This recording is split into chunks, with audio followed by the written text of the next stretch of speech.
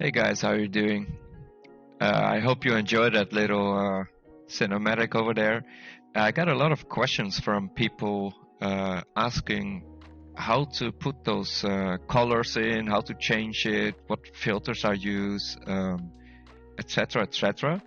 So I thought I'll make a quick video about how to set up that kind of cinematic feel for DCS footage. And I hope it will be easy to follow. I'll try to say as less as possible, but keep it pretty direct.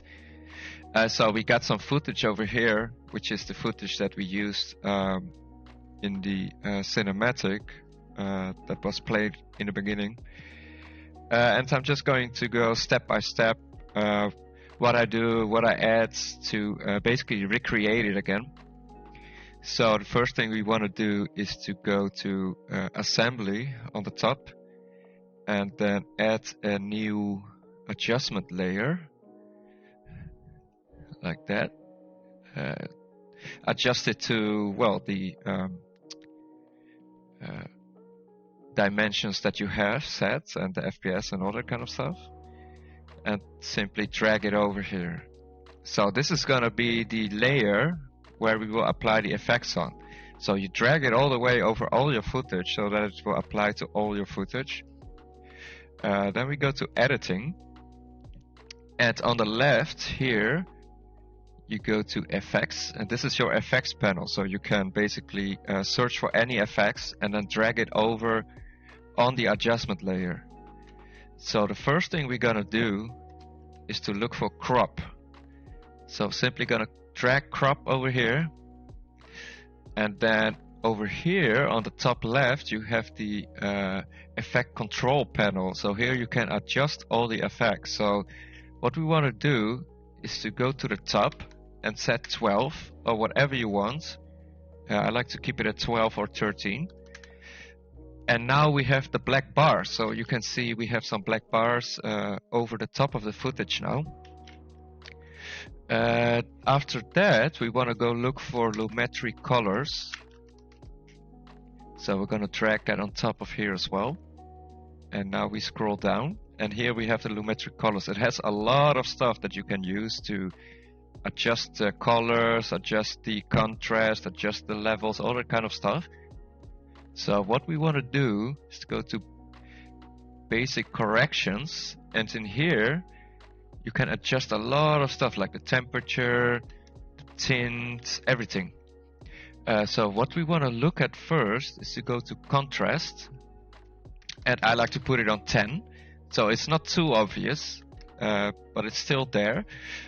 So I put it on 10. Shadows I also put on 10. Then we look for the highlights. So I like to put this on -50.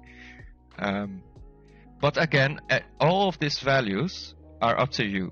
So you can basically play with this how you want it. You can add more highlights, you can add less highlights, whatever you want. Then we go to the white. So I like to put that on 30. And then the black on -10. So you can see already that there is a lot of difference in the footage. So if I disable and enable it, you can see that there's a lot more depth to it, a lot more contrast, and it's already looking pretty good. So after that, we can take a look at the vibrance and saturation settings. And I like to have my vibrance up a lot. So you will see that it will look a little bit weird now. But what vibrance basically does is that the colors have more, well, vibrance. There's more movement to it. But obviously, this is way too much. As we can see, it's just over the top. So what I like to do is put the vibrance on high, but have the saturation on low. So you can see now that the vibrance is still there, but the saturation is down. So it will give a bit of a more, well, I would say realistic feeling to it. You can obviously play with this and put it on higher, put it on lower, whatever you want, depending on the footage that you have. After that, we go to sharpen. So I like to put a little bit of sharpen on it, not too much, so that it's not too obvious. So I put it on 5. And then we're going to take a look at this. So this is really cool. So these are basically filters that you can use. There's a lot of them, and they are all very cool. So for example, if we take the matrix green, you can see that there is, it gives that kind of green vibe to it from the Matrix movies. You can use, for example, noir, so it will be black and white. You can do all kinds of stuff. The one that I really like and that I use for the footage as well is, let me find it, is the clean. So SO Clean Fuji HDR. So what this does is that it's clean, as it said, so it's not too obvious, but it's still noticeable. And I like to choose the HDR to give it a more crisp feeling. So now if you put this on and off, you can see there's a lot of difference already. A lot of difference in the footage. So we can still see that there's a little bit too much blue in here. I feel that DCS uses a lot of blues and greens, which I personally don't really like. I like to basically kick up the yellows and the reds and kick the blues and greens down a little bit. So how we're going to do that is we're going to go to curves over here, and then we want to look for hue phase saturation curves. So this is a really cool thing. You can see that it changes the footage. So you just want to put a couple of clicks in here, and then we're going to put the yellows and the reds up a little bit, and the greens and the blues down a little bit. So something like this. So now you can see that the blues are much less obvious, and the reds and the yellows are much more out there. This gives, I think, a little bit more depth to the footage. It really makes the sun stand out, the light rays, all that kind of stuff, as you can see here. But at the same time, it kind of neutralizes that blue effect that you have. Like for example here, I think you can see it pretty clearly here. If you look over here, there's a lot of blues. And now it just looks much more, well, I would say a little bit more realistic to me. But obviously, as I said multiple times, you can just play with this how you want it.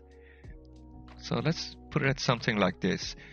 Now for the next step, I'm going to take a look at RGB curves. So here you can really control the contrast. That's why I put a less contrast. I put only 10 contrast on the setting above, because you don't have a lot of control. But with this you have. So what you can do here is set a curve like this.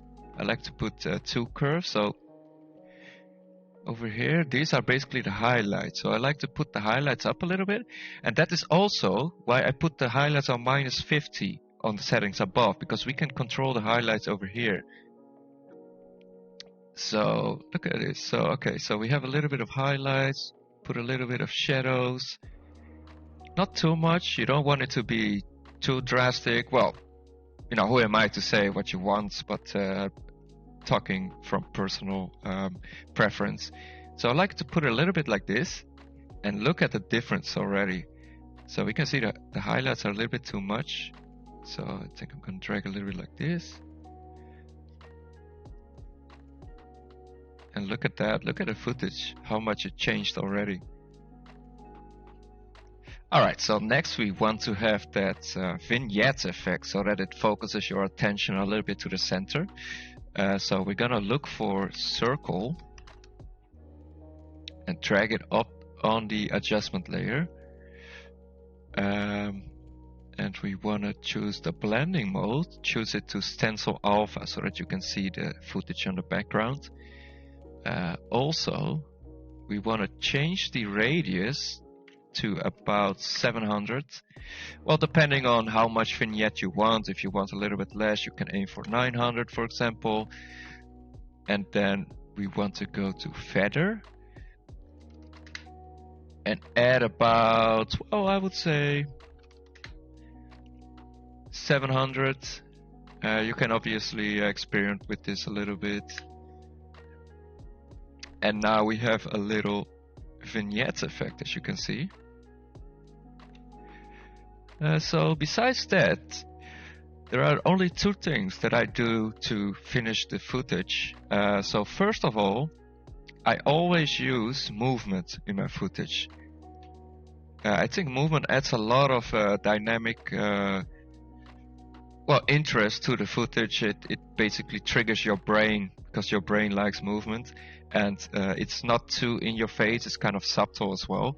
So what I like to do is to click on the footage, and then on the left you have scale and position over here. So basically, if you have footage that is, let's say, calm footage, then you want it to zoom out a little bit. If it's footage that is supposed to build up to like a climax, for example, or it's a little bit exciting, you want it to zoom in. So this footage is basically calm footage, right? So what we want to do is to change the scale to 105 so that it's just zoomed in a little bit, and then take this clock over here. And now we're going to do the same with the position. So if we change this value over here, you can see that it moves around. So since this is a little bit of a forward moving footage, I would like it to pan down a little bit over time. So I moved it up a little bit, click the box, and then move to the ends of the footage. So over here, we're going to change it back to 100. You can see that it's zoomed out again. And then change the movement so that it goes down. So now if you play the footage, you can see that it slowly pans out and pans down as well. So now for the last part, I'm going to add another adjustment layer. So I'm going to hold left Alt and drag this up. I'm going to go to the effects panel and basically remove all of the filters that we used. And then I'm going to look for the tint filter. So tint, drag it up here.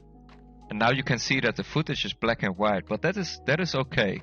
So we want to go to the blend mode up here and choose soft light. So let's see, where is the soft light? There we go, soft light. So you can see that it blends with the original footage. So this is a way how you can basically adjust the shadows even more. You have way more control over the shadows. So if you go here to opacity, it's on 100 now. And if you go to 0, you can see that this is the original footage. So if you drag this up and down, you have a lot of control over the shadows. So depending on what you want, if you want more or less shadows, for example, let's take another scene over here. So you can see there's a lot of shadows or less shadows. So I like to keep it subtle as always a little bit. So maybe on 20 or maybe on 10. So it is barely noticeable. So you can see that if we're gonna disable and enable the layer, it's barely noticeable. But your brain picks up everything. So every little thing matters. So that is about it. That's basically what I do to give this cinematic effect. I hope you enjoyed, and I hope it helped some people that wanted to create something. And if you guys want, I can also make a tutorial on how to use the camera controls in DCS itself to basically get some nice footage. So please like, subscribe. You know, I never asked for that, but a lot of people actually told me I should because there's so much views, but there's not a lot of subscribers. So I really want to get to the 1,000 subscribers so that I can use the poll functions, and also so that I can have some more endorsement by Eagle Dynamics as well, which would help me a lot in getting more views. So I would really appreciate if you would do that. I know it's annoying, but I have to do it. So all right, guys, have a nice day, and I'll see you around.